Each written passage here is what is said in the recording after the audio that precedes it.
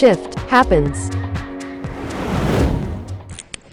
So, welcome to Shift Happens with Gus. This is the show where we talk about real estate, we talk to vendors, we talk about everything we can about what's working and what's not working in your business. And today we have a unique guest, Jarred Talmadge. He's been in the real estate mortgage brokerage for over 30 years. We talked briefly. You had a very short stint as a real estate agent and didn't love that. Yeah, I think a week. And then you pivoted to your real passion, which was writing. And you're a ghostwriter and you're a creator of The Silent Salesperson. So I wanted to kind of jump right there. It is. Jump right in, pick your brain, and start with how you doing today. Doing good. Just working on projects, helping people build more business. Love it. So let's do a brief overview of sort of like where you started, how you got into this, and what you've been doing with writing these books for people. Yeah. So I'm a classically trained journalist. I have a degree in journalism. 30 some years ago now, I guess. I have a master's in business administration, and how this kind of happened. My first job when I was in journalism school, I was working for an author. He taught me how to write. He said, this is how you do it, and this is how you write books. And I've been writing books since 1995-ish, 94, 95. But this incarnation of kind of what I do now with helping people really came about because what I did was I was working in the reverse mortgage field during COVID. And obviously during COVID, we couldn't talk to anybody, and Zoom hadn't really kind of caught on yet. I mean, we'd seen it, but it wasn't a thing. And I was stuck in my house, and I couldn't talk to my clients because I couldn't meet with them in person. That was really kind of how we did it. And I sat there and I said, I need to be able to talk to my clients without being face to face with them. How do I do that? And my clientele was largely people 62 and over. And I said, well, they still read. Let's write something.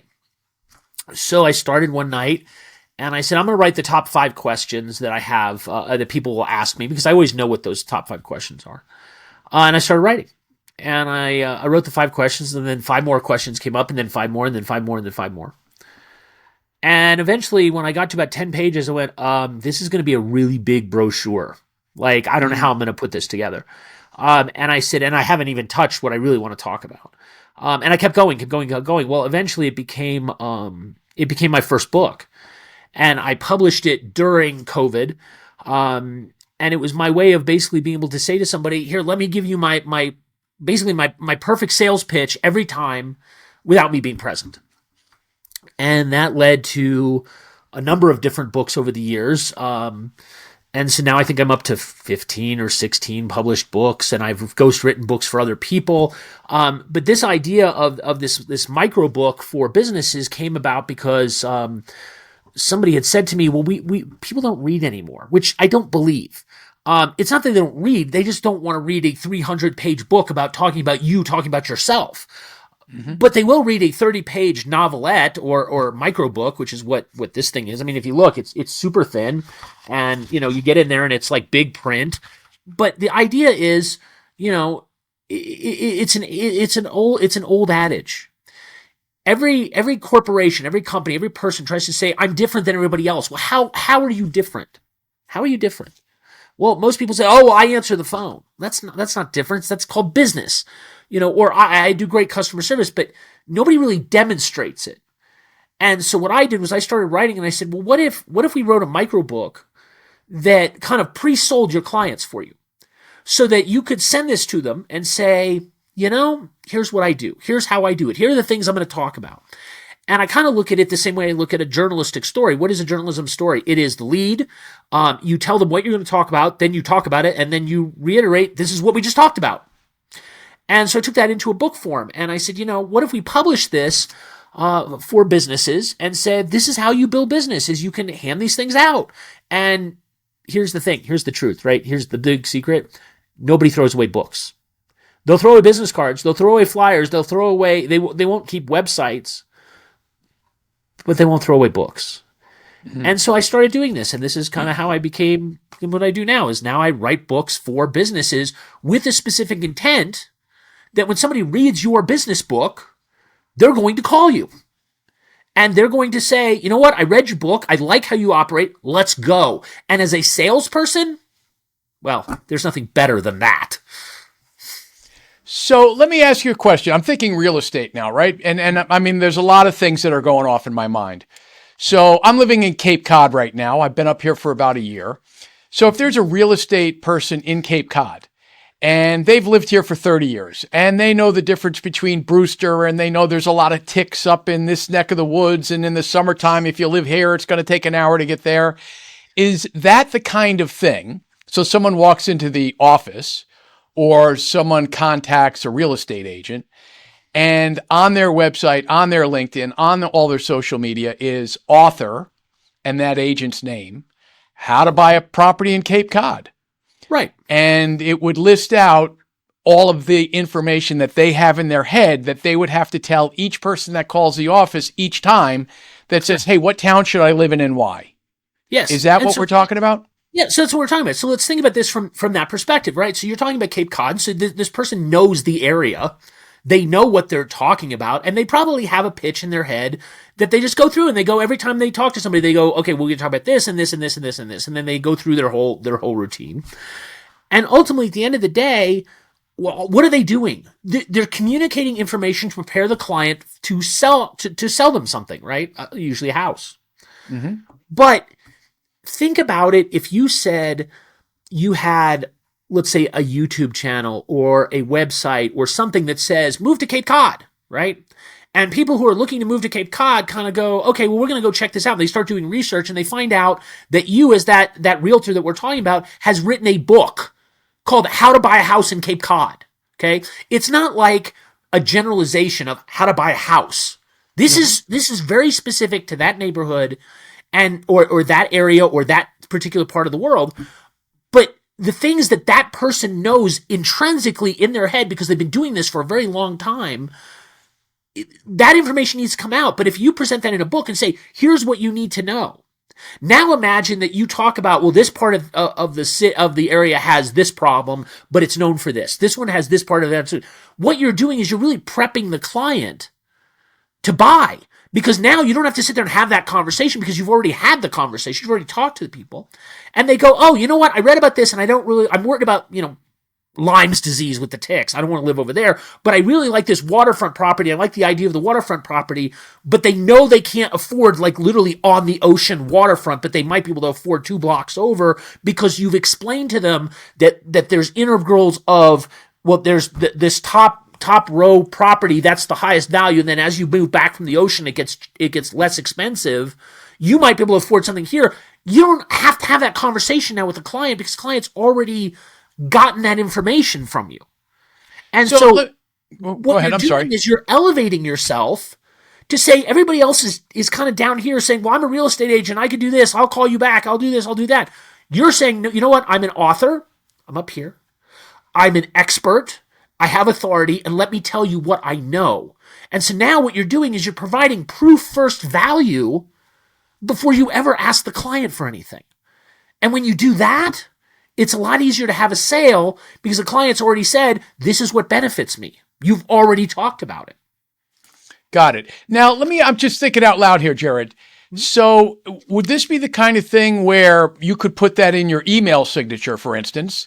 Click here to buy my book on how to buy a house on Cape Cod, or click here for a free download or whatever. Like, what are the ways that people utilize that resource to build that credibility?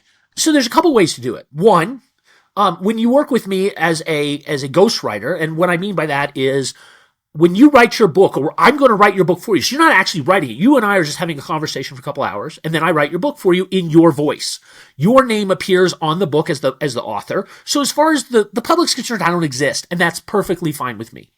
So you have your book, and then one of the things that I do for the clients is I will actually publish this on Amazon for them. So your books, you go to Amazon, you type in your name, and your book shows up. So all you have to do is copy that link and put it in your email and say, you know what, if you'd like a copy of my book, go here. Well, what you're doing is you're piggybacking on Amazon's credibility because Amazon wouldn't put it up there if it wasn't good first. Then you could also have a secondary website where you say, you know what, I'm going to send you a digital, I can offer a digital copy where you can click on the website. It says, go to this website and request a copy. And what it does is it goes to a landing page. The landing page says, here's your information, sign up, give me your name, your email address, and I'll send you the book. And the thing is, I've built those things for the clients as well as an additional add-on package that they can do and say, you know what, if you want a landing page where you just do this, they can go buy a domain, buyhomesinCapeCod.com. They can send that to this landing page, and then the landing page pops up and it just says, hey, if you want more information about buying houses in Cape Cod, here's how you do it. And you literally fill in the name and the email address, you hit send, and literally, 2 minutes later or less, that person has that digital copy of the book in hand. And if you do it right, you can take that information and either drop it into an existing CRM or you can set up an email sequence follow-up.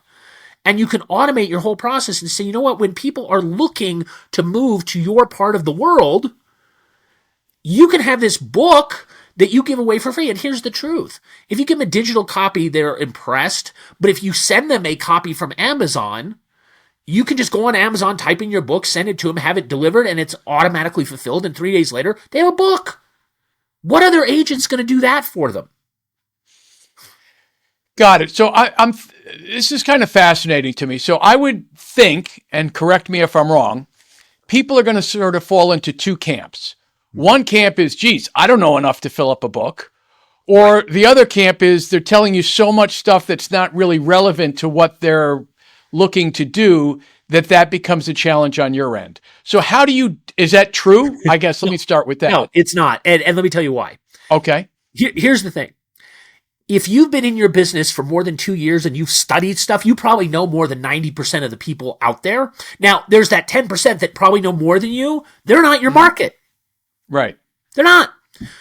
Because the 90% of the people don't know this, but they say, you know what, for example, if if a client says, you know what, I'm thinking about moving to Cape Cod, how would I do that? And they approach me and I'm in Colorado. I'd be like, look, dude, I have no idea. Go look it up.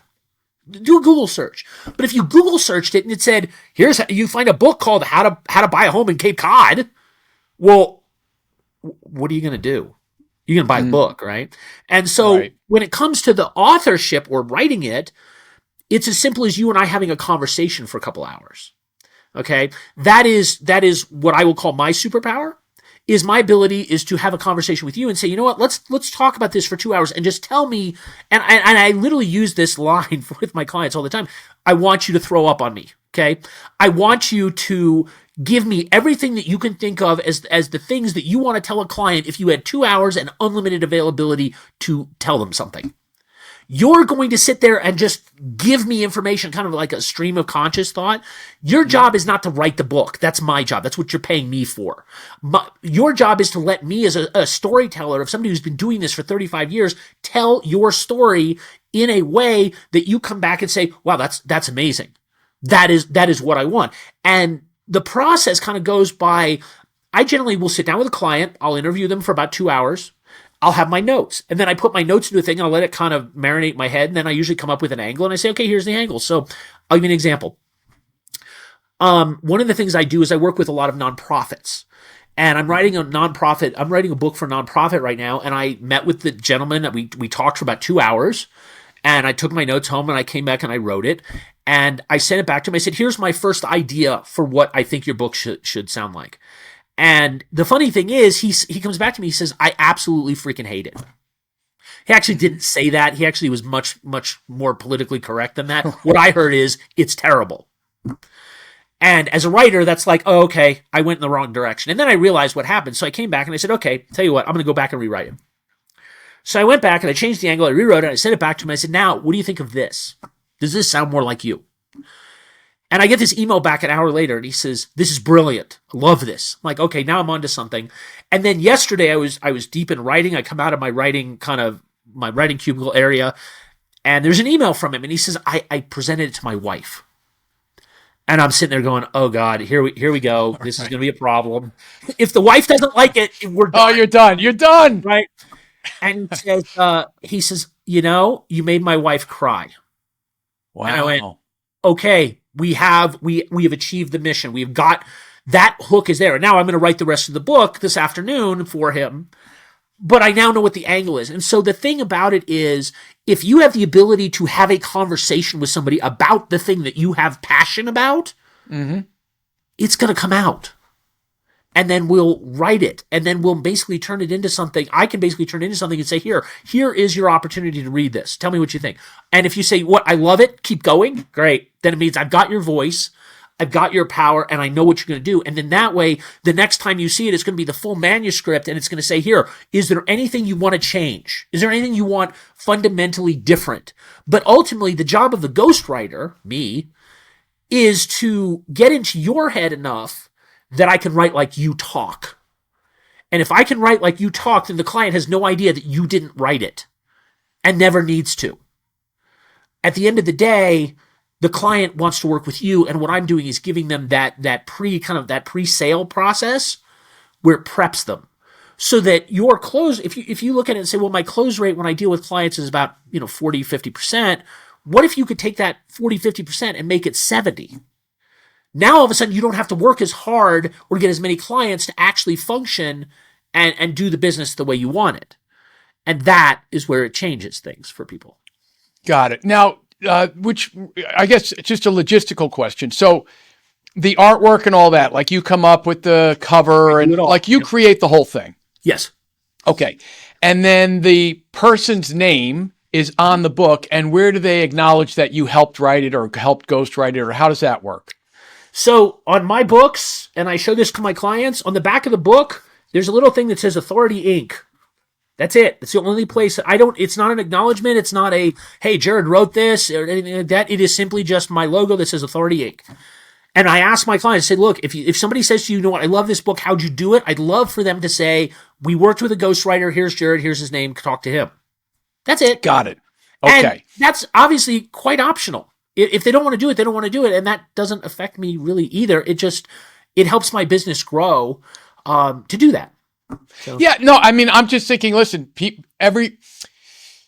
one of the things that may come up, and I would have to think this through, is I would rather acknowledge that someone helped me write it than say I wrote it myself. I would just me personally, I would feel more comfortable saying, hey, this is what it is. Like, I've got all these ideas. You can see just the way I talk. I'm full of ideas. I'm all caffeinated up. I don't have the skill set or the time to actually put everything I know into a format that would really be valuable for my clients. And that's why I hired Jarred, so that he could organize what was in my brain and put it in a structure that's correct. And it's easy enough it's easy enough to put it in an acknowledgments page and just say, I want to have an acknowledgments page and I want to say this. And it's funny because if you ever read a novel, there's always an acknowledgement page somewhere, and it says, I'd like to thank the following people for doing this. And they always thank their editor, and they thank their graphics design person, whoever it is, and you just put it in there. But the funny thing is, for me, I just tell people, I'm like, look, if you want to dedicate the book to somebody, you can do that. We put a dedication in. You want to do an acknowledgments page? We can do that. I mean, it's all part of it. It's just, it depends on what you want. But as the writer, I'm not going to dictate to you what you have to do in terms of style. I can just tell you what I've done. Now, I can also tell you, when you dedicate a book to somebody, there is a really powerful message in that, because for the rest of your life, that person has that book and says, wow, this is dedicated to me. Right. Very cool. So let me ask you this. What is the biggest challenge that your clients face when trying to convert the author status into actual paying customers? The funny thing is, that's the easiest part of this, because when you here, and I'll give you this example, right? So I was at a networking meeting earlier this week, and I walked in and I'm talking to this guy, and I have no idea who he is. I've never seen, I mean, I may have seen him before in my life, but I couldn't pick him out of a lineup. And he says to me, I read your book. Okay, that narrows it down. Like, which one? And it was just kind of funny, because this is not somebody I knew. This is not somebody who I'd ever really had a conversation with. And he says to me, oh, by the way, I follow you on LinkedIn and I read your book. And when are you doing this? And I went, you gotta be kidding me. That book's 3 years old by now, or 2 years old by now, whatever it was that he was quoting. But so the thing is, and this is what I tell, especially first time authors. I helped a friend of mine write this book. So this is his book. I edited it for him. It's called If the Hat Fits, a Hero's Journey, right? And so my friend wrote this book, and he had approached me. He said, "Well, can you edit it?" And I said, "Absolutely." And I said, "Here's the thing that's going to happen to you, Don. Is someday somebody is going to walk up to you with your book and a pen. And they're going to say to you, I bought your book, I read it, would you sign it?" And he said, "That's never going to happen." And then it happened like a day or two later. And he called me up and he says, "I can't believe this happened." But here's the thing. When you do a book and you say to somebody, "Hi, I'm a real estate agent," they go, "Oh, you're going to try and sell me a house," right? But if you say to somebody, "Hi, I'm a real estate agent, and by the way, I'm also an author," and say nothing else, now they want to talk to you. Now it's not about, well, this guy's going to try and sell me a house. Now it's about, well, this guy wrote a book. What'd you write a book about? Is it something I might be interested in? Oh my God. And the thing is, it's funny because at that same meeting, I was talking to somebody who I actually know to be a nationally well-known author. And he was telling a story about how he was on a plane flying to Vegas for some conference. And he has this 25-year-old woman sits next to him. And this guy's easily in his 70s. And he does the polite thing and he introduces himself and he says, "Hi, I'm Gary and I do this." And she says, "Oh, Gary, what do you do?" And he says, "Oh, I'm an author." And he doesn't say anything else. And she pulls out her phone and she says, "Well, I want to do a selfie with you because I've never met an author before." Right? Funny. And he's like geeking it up because he knows what's happening, right? And he's just kind of like, this is funny because he knows that there's the likelihood is that she's never read any of his books. Right. And that she'll never, unless she goes out and looks for him, she'll never find it. But it doesn't matter because there's this instant celebrity status when you say, "I'm an author." And it gives you. Yeah, I mean, I'm even thinking about it, going back to my Cape Cod example for the real estate person, if every piece of marketing they do, every piece of social media, every piece of everything says, Gus Waite, broker and author of How to Move to Cape Cod. Yes. And all of a sudden, that's a whole different animal. Right, just because now you're not just blue ocean, red ocean, right? You're in the red ocean. You're a realtor on Cape Cod. I'm sure there's a few of those. Mm-hmm. But how many authors are there on Cape Cod that are also real estate agents that have written a book about the neighborhood, the area, whatever? Got it. You become the go-to expert, and all you've done is say, "I'm an author."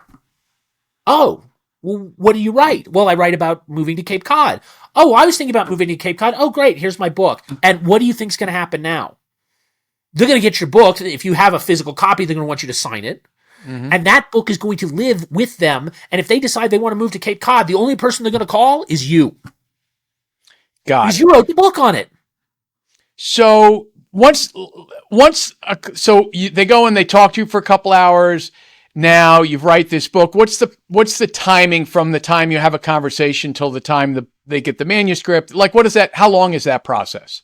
Usually a few weeks, a month at most. And you can I'll tell my clients, as long as we're sitting down having the conversation, we're setting the tone, I can have that book published in 30 days. Got it. So now client has their book in 30 days. What's the ideal next step? The exact next step once it's published that they should do to leverage it, to take advantage of it? It's real simple. Put it everywhere. Talk about it. Post about it. Here's the great thing about a book, right?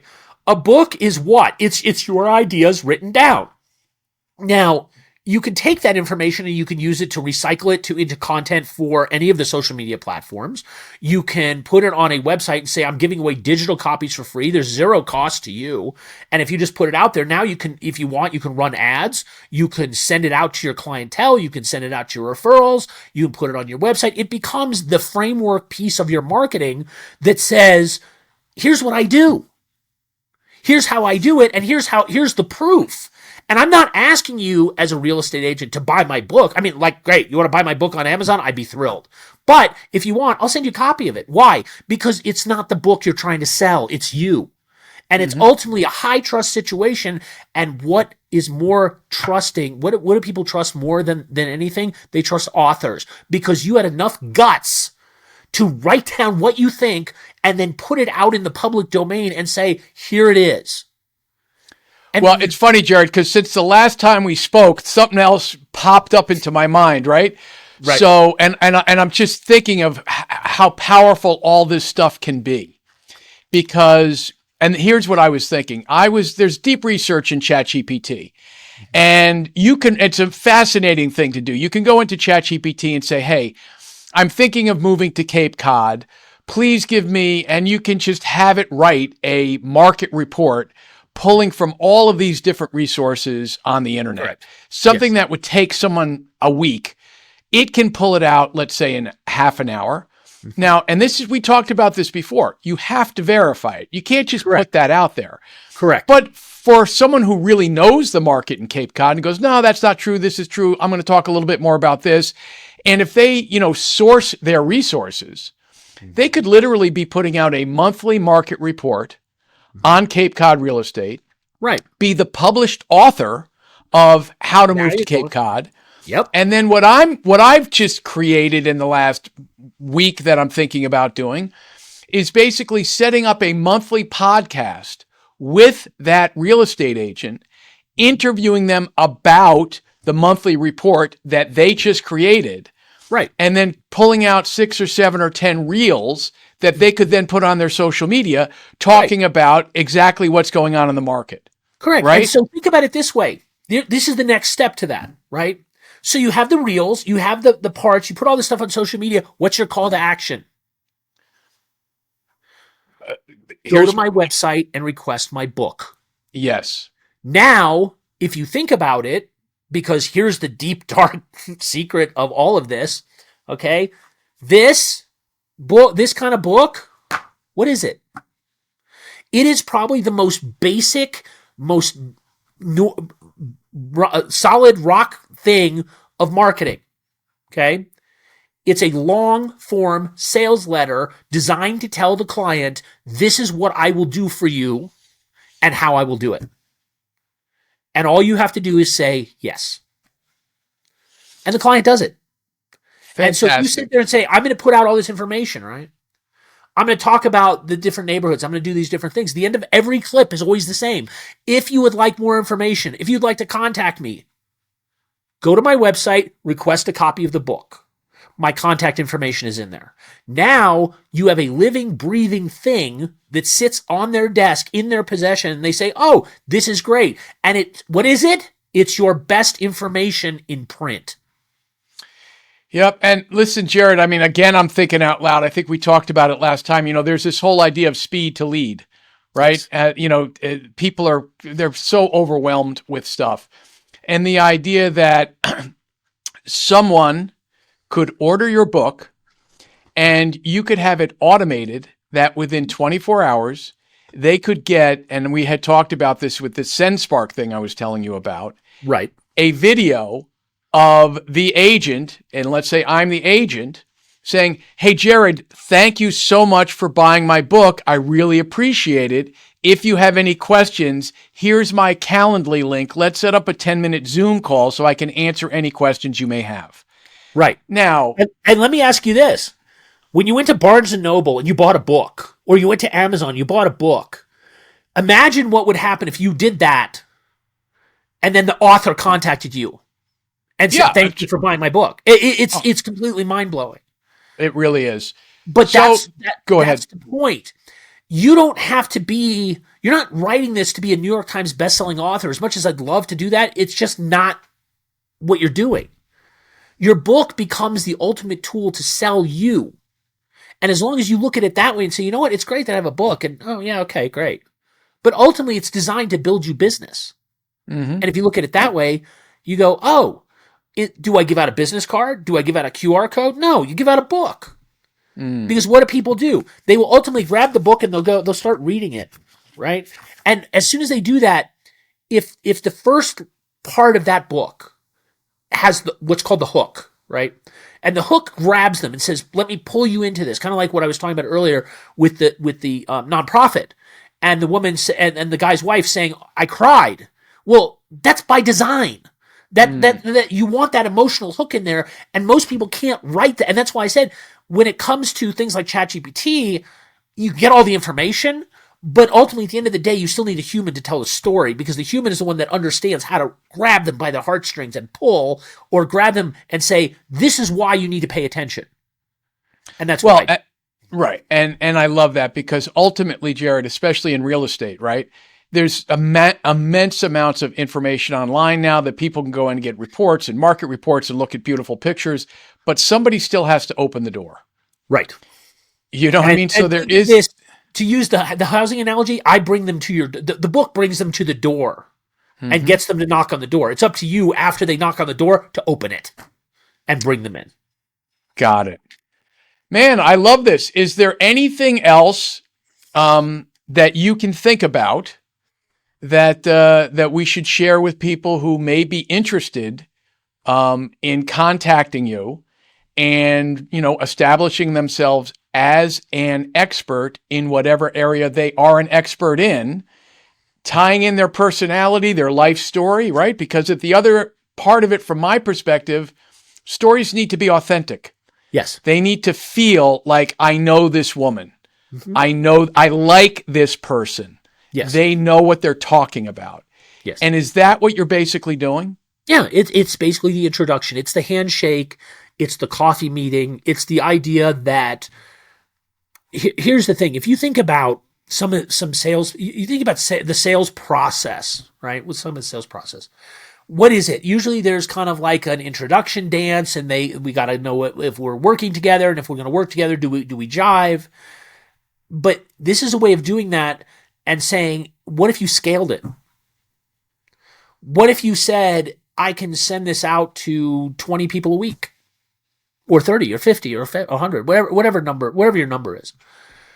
The idea being that when they get that book, they're going to look at it and say, oh, well, so-and-so spent a lot of time doing this, right? They have information they want to give me, and wow, this is powerful. And if this is what they can give me in this little, 30-minute read book, what are they going to give me in person?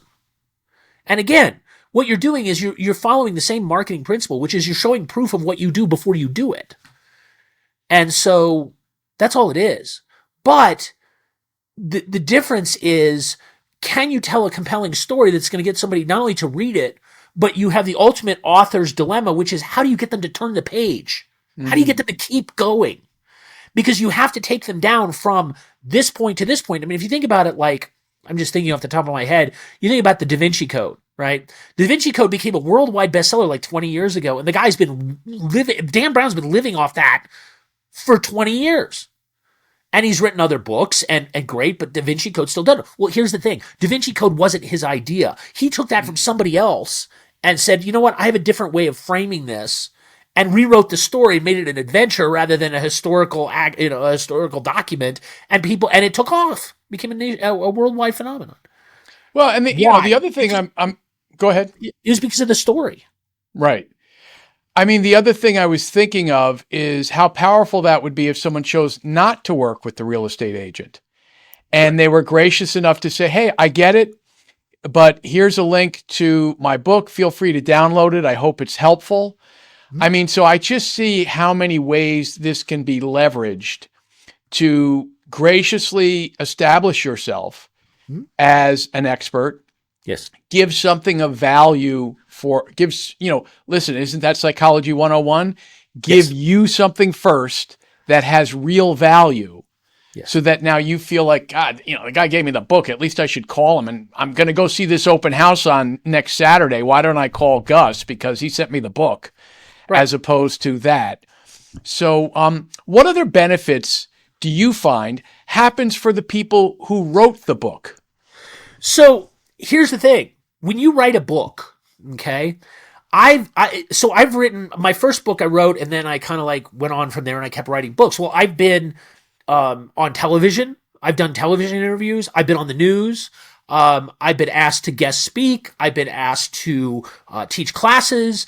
I've been on podcasts. I mean, that's how you found me, was through one of my books. So the thing is, it starts and it says, oh, you're an author. And it leads to other opportunities. And it leads to other things. And all of a sudden, it kind of builds on itself, and you just don't know where it's going to go. But that's the nature of the book. But the difference is, think of it this way.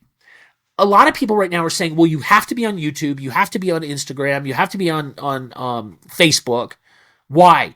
Because what they're doing is they're running ads, right? Mm-hmm. And they're saying, well, we're going to run ads, run ads, run ads, run ads. Why? Because the idea is if you run an ad, that ad has like a lifespan of about 15 seconds. And what happens after 15 seconds? Well, they keep going. But what if you go, oh, I saw that ad and I thought, this is great. And then I scroll back and it's gone. Mm-hmm. This is your way to live longer in a digital world. Because even though we like to claim that we're in a digital world, what is it really? What is digital world really? It's a dopamine hit. We're sitting there on our phones and we're all dopamine addicts. And we're sitting there going, yep, like that, like that, like that. Well, on the other side, the creator side of it, the creators are going, ooh, look, I got 5,000 hits or I got 1 million views. Here's the truth, okay? I don't care what my views are. Because what I've realized is just because somebody sees it, they see it. They may not act on it. But, and quite frankly, likes don't pay the bills. Unless you're going to become a massive producer on something like YouTube or Facebook or whatever, and you're going to have a massive following, millions upon millions upon millions of people, you're not going to get anywhere. Right. But what if you had 2,000 people that read your book over a period of a year? You think you could do business off 2,000 people? Well, let's do the math, right? Let's say 1% of those people actually took action. So now you're talking about 20. And if half of those people decided to do something about it, that's 10 new clients you could potentially have. You think you could make enough money on 10 clients a year addition to what you're doing in order to build business? Oh, you better believe it. Right. So the idea is kind of like this anti-social media thing of saying, yeah, social media wants you to have millions upon millions upon millions of followers. I'm of the opinion that if you have a database of 1,000 or 2,000 people and you send out a note to those people, say, you know what, I just wrote a book. Here's the link to buy it on Amazon, or you can get a digital copy from me. And again, same thing. Those 2,000 people, out of those 2,000 people, maybe 20 of them do something. Well, you still have 1,980 people that you can still solicit and talk to and send out to, and it might not be this year, it might be next year. I mean, my first book was written in 2020. I still get phone calls from that thing 5 years later. Got it. It's because it just lives, and it just keeps going. Love it. So let me ask you this, Jarred. How do people get in touch with you? And what's the best way for them to reach out? And let us know. So, okay, there's a couple ways to reach me. One, if you want, I am, as I said, as we're talking about this, I am giving away copies of The Silent Salesperson. If you want to go to the website, it's very complicated. Ready for this? TheSilentSalesperson.com. You can go on that site 24 hours a day. You can go in, it'll pop in, it'll say request it. Just click on the book cover and it'll send you a copy of the book. And that way you can read it. And there's no cost to it. You can find out what it is. It's got all my contact information in there. If you want to reach out to me directly, my email address is my name, Jarred, Jarred, at authority, and it's authority inc.com. That's it. That's how you find it. That's it. And they reach out. You guys talk for a couple hours. A month later, they got a book and they can start sending it out and establish themselves as an author. And I guess for anyone that's doing the online dating thing too, I guess this could be a good opening. My wife might not appreciate that I'm doing it, but for those of us who are single, sure, you want to do a book about yourself about why they should date you. That I've never done that before. Oh, fantastic! Well, listen, I just want to say this has been fantastic, Jarred. I mean, I love having we could talk all day about this stuff. I feel a connection to you, and I love what you're doing, and it really is resonating with me. With what I've been thinking about as we're talking is the amount of content that AI is going to be creating in the next 12 to 18 months is going to be overwhelming. Yes. And to reach through that noise and to have an authentic connection with another human being is really where the value is going to be. And if you look at all the people who are great at marketing, they create a brand around themselves. They create a brand around their point of view, their tastes, what they're good at, what they're passionate about, what they love, and authenticity. Because authenticity comes through in writing, comes through on video, comes through in person. And what I hear you doing is saying, hey, let's pull out of you like this example you gave with the nonprofit. Let's pull out of you what your passion is, what you love, what you're excited about, what you know a lot about, and let's communicate that to other people. So in essence, they get a chance to meet you and like you and trust you before they even pick up the phone. Would that be accurate? Exactly. That is exactly it. And I will say this, just because I can, and I will, I work with a lot of I'm currently working on a project where we're dealing with a lot of nonprofits. And what I'm doing is I'm building a platform that's going to allow corporations to basically say, here's how we can build a benefit for our corporation by sponsoring somebody to write a book about the nonprofits. And that benefits the nonprofits because they get the availability to build the book. It benefits the corporations because it gets them some positive publicity. But the biggest thing is it lasts beyond the moment. It's not, we're going to the food bank and we're going to help them on Thanksgiving, and then come New Year's, we've forgotten about it. This gives them an ongoing availability to do that. So if you are either a nonprofit and you're looking to find out how to expand your message, or you're a corporation and you're looking to help a nonprofit and you want to do it something more than just stroking a check, this is something they can do too. And that's something I can do too. So fantastic. Well, Jarred, thanks again. And I appreciate everybody joining Shift Happens with Gus. This was a fascinating conversation. We have the information to get in touch with Jarred and write your book. Please hit subscribe below, and thank you for checking us out today, guys. Thanks a lot. Bye-bye. Bye. Thanks for tuning in to Shift Happens. If you've got value from today's episode, hit subscribe, leave a comment. I'd love to know what you're thinking. If you're ready to turn what you love into your superpower and take what you hate off your plate, schedule your free AI discovery call. The link is in the description and pinned comment.